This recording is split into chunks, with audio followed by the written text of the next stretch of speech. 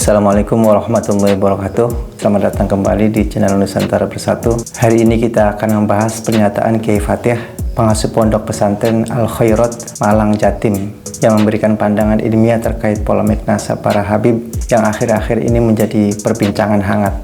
Kiai Fatih menegaskan bahwa sebagai orang akademisi, kita harus menyikapi masalah penelitian dengan pendekatan yang sama, yaitu melalui penelitian yang berbasis data dan bukti yang valid.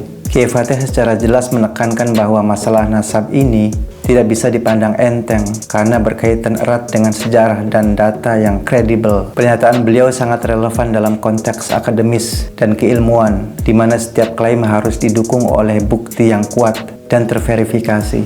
Ini menempatkan penelitian Kiai Imaduddin dalam posisi yang kuat, setidaknya untuk saat ini, karena datanya didukung oleh bukti yang valid. Menurut Kiai Fatih, sementara ini penelitian Kiai Imaduddin harus dianggap valid karena belum ada bukti yang membantahnya secara ilmiah. Di sini beliau menggarisbawahi pentingnya manuskrip atau kitab yang sezaman sebagai sumber data yang valid.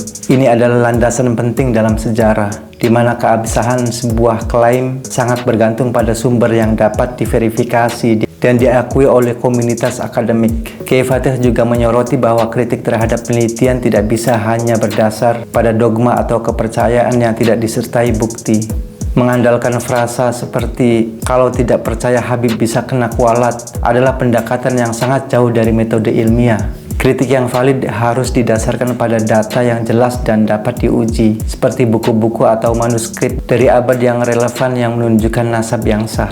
Kiai Fatih menyampaikan bahwa kesimpulan dari penelitian ini belum final dan masih terbuka untuk diuji lebih lanjut. Beliau menegaskan bahwa kita menunggu kontratesis yang ilmiah dari pihak Habib atau siapapun yang merasa bahwa penelitian ini tidak akurat. Namun sampai saat ini belum ada bukti sezaman yang diajukan, sehingga penelitian Kiai Imaduddin masih dianggap valid.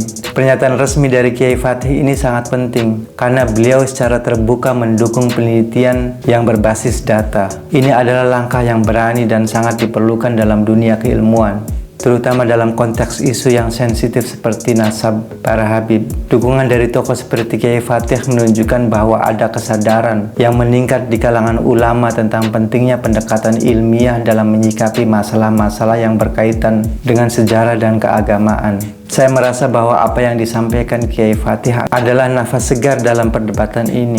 Sebelumnya saya pernah bilang pentingnya ada tokoh besar yang mengikuti jejak Prof. Said Aqil Siraj dalam menyuarakan pentingnya penelitian ilmiah.